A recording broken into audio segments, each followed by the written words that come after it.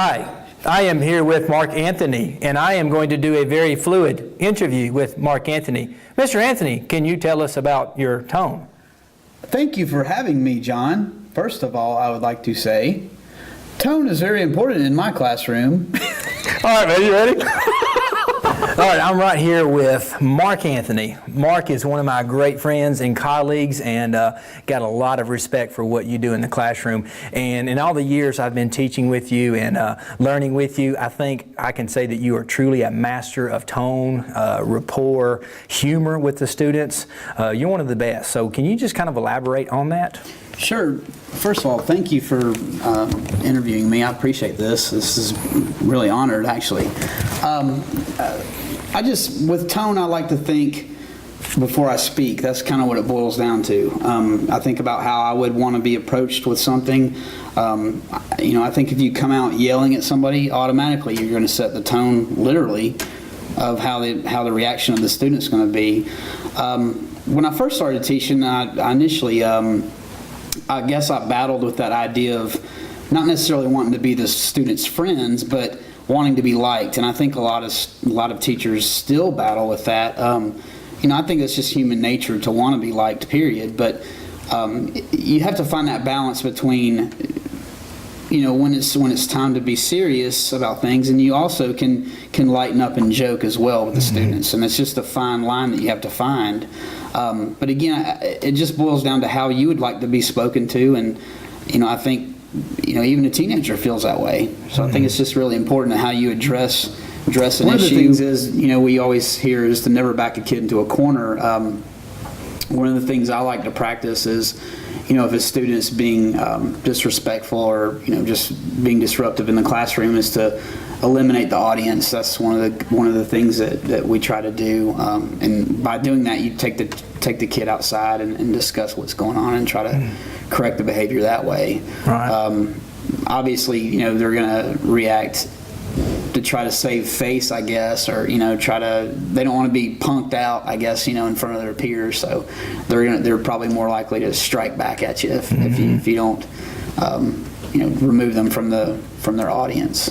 Absolutely. And I know in all the years that we were teaching together, I think 4 straight years, if I remember correctly, I just couldn't imagine anybody not liking or respecting you, and I learned so much about how you control the tone and the mood, and you're just a very likable and respectable person. And again, if they have a problem with you, something's wrong. So I realized that early on, and so you're very good with that. Can you talk one last thing about how you set your classes up? And you always talk about that solid foundation. What do you do?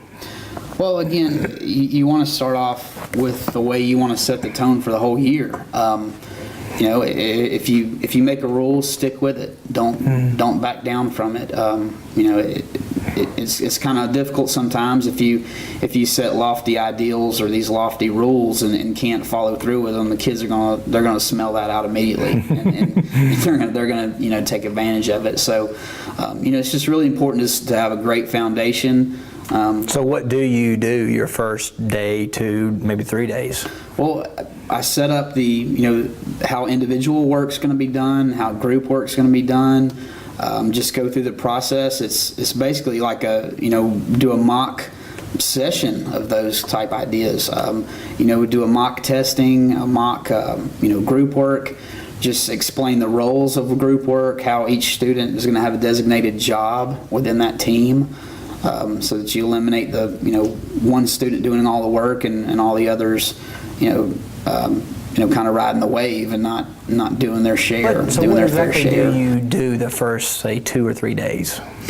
Well, setting up the foundation of the classroom, individual work, using mock testing, group work. I use a lot of group work in my classroom, so it's very important to understand that it's not a social hour, that you don't get together and just discuss what's going on this weekend, that each student knows their designated job. Setting up the classroom, you try to model what you want them to do all year. We taking notes on the behavior and then actually proceeding with it, so they understand the emotions that you go through. And it sounds kind of silly, but it's not a control thing. It's just a a way of keeping your So classroom here's the question maintained. off the top of your head now, right? So you got a brand new young teacher walking in, and they ask you for one bit of advice. What is the most important thing you say to that teacher? I would say that your first 3 years, you're probably going to fail quite often. Even after that, you're going to fail, but don't be afraid to try new things, step outside of your comfort zone, talk to people. There's a lot of great people at the school with great ideas, and everyone that I work with and speak with, they're really open. They're really open to helping you out. Different people have different approaches, so you'll find your niche, you'll find your way of things, and again, just don't be afraid to try new things. Don't be afraid to step outside that comfort zone. Failure is going to happen, and that's how you grow, is through failure. So it's just good practice. That's good stuff, man. I like it. I appreciate it, man. Thank you for having me. We'll see y'all later. Bye.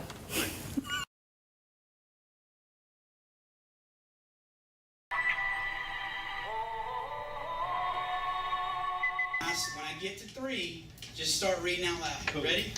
Ready? Everybody's got a book. Everybody's got a book. Ready? 1, 2. Oh yeah. What's up? Where we start reading that? Do we start reading? You can read anywhere, man. It doesn't matter. Just anywhere in the book. It doesn't matter at all. Ready? All right. 1, 2, 3.